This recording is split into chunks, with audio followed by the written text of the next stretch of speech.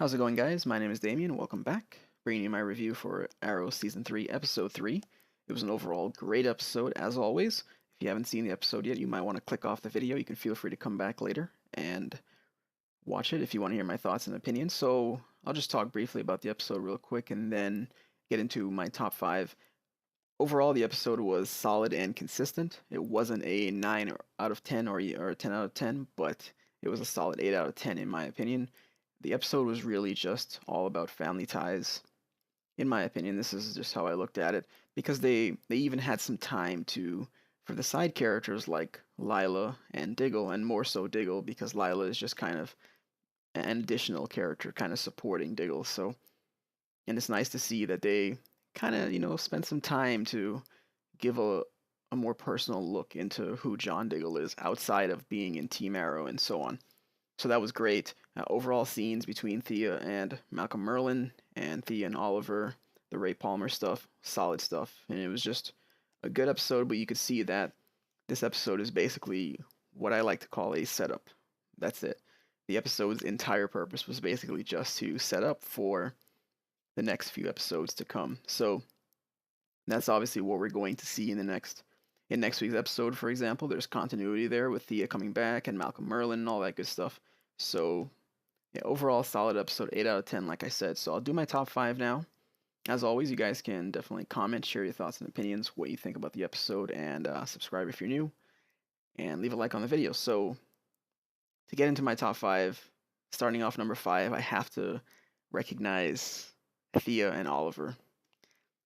I actually really enjoy their scenes. I think they should spend more time with Thea and Oliver on screen because they have, or they potentially could have, a really great relationship. And right now they're distant. They're just not that close. And I would like to see them kind of work back to that place where they can be close again, like share some more thoughts, kind of just be familiar with each other is what I'm trying to get at because they're in a lot of ways they're strangers. She is obviously not going to tell him right away about her time with Malcolm Merlyn and so on, and he still has to tell her about the Arrow and him being Green Arrow and all that other good stuff. So I hope there's that one time or that one episode where they just have a heart to heart and just share a lot of things because their relationship could potentially be really great. And I enjoyed their scenes a lot in this episode. I thought it was great, and I would love to see them have more episodes like that for sure. So great stuff between the two of them. I look forward to some more scenes between them again next week. So number 4 is going to be, the Ray Palmer scenes. And of course with Felicity, being involved. Ray Palmer is just he's an interesting character as well. And there's a lot that they can show with him. He's also a character that a lot of people probably, most people probably are not familiar with. I wasn't even familiar with him until I really heard about him being cast. And then I kind of looked into the character, but he is officially Adam, and he's a DC hero. And in an interview with Brandon Roth, he said that there is a very good chance that he is in costume before the end of the season. So we'll see exactly how that unfolds. But I like that they had more scenes dedicated to him as well because he's a character that, since he's an unknown, you need to really flesh out his character. You need to have a lot more scenes with him, have some flashbacks or some more background so people can kind of get familiarized and caught up with who he is, what his intentions are, and so on. He's definitely not a villain, which is great, but he's definitely a question mark as well. So some backstory there would be really great for him. But overall, Brandon Roth so far has been doing a great job. He's got interesting chemistry with Felicity, so it'd be interesting to see if they start going out, maybe dating and so on. But yeah, it's really really great. So that is definitely my number 4. Great scenes for him. I'd like to see more next week. Number 3 is Laurel, and Laurel continues to get a nod from me personally every single week because her path to becoming Black Canary is going to be probably one of the best storylines that they do on this show. It's how she changes and evolves as a character over the course of seasons that really will keep it interesting because who she is in season 1 is going to be so different from who she is in season 5, for example. You see now she's wearing Sarah's jacket. She's looking to get some training, just some basic defense skills. She asked Oliver for the just to train her. He wasn't really down with that, but she will become Black Canary, and she has a really, really great origin story as well. There's a lot of storylines they could pull from. I'd also like to see just some more scenes between her and Oliver, just once they start to kind of get on the same page and he kind of accepts that she is going to do this whether he helps her or not. And one of the things, I know a lot of Oliver and Felicity fans find Laurel to be annoying, but I really don't think she's annoying. She was, in my opinion, somewhat annoying in certain episodes, but she's really just going through a lot. So it's really about getting through all of this stuff. You can see that she has her own personal struggles and they continue to change and evolve. And she right now is searching for a true purpose, a calling.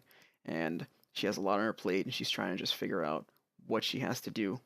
So when she becomes Black Canary, it'll be really, really great. So that is my number 3 for a lot of reasons. Laurel is an interesting character with so many layers, and I look forward to seeing more of her.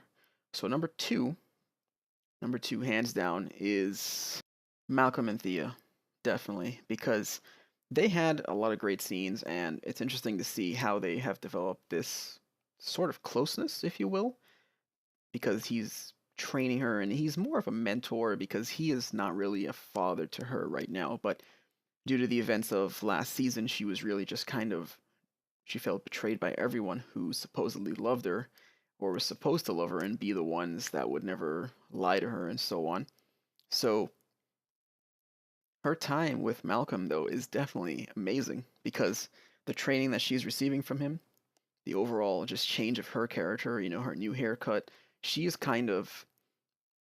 it's amazing to see when there's so many characters on this show that are just undergoing changes as they go. And it's great to see Malcolm and Thea, because I actually like Malcolm Merlin. I think he's a cool character, even though he is, a little out there. He's the main villain, at least he was rather in season 1. He's going to be a threat again in season 3. A minor threat, but he will be there. So I enjoy their scenes though. They have interesting dialogue as well, just because of the complexity of their relationship as it stands right now. So number 1, I'm going to, only because it was the cliffhanger for the episode, but I will give it to Nyssa al Ghul, just because right at the end, she shows up in Team Arrow's little cave. So that was not necessarily unexpected, because I knew she was going to come back this season, but the nature of her appearance, I guess, was surprising.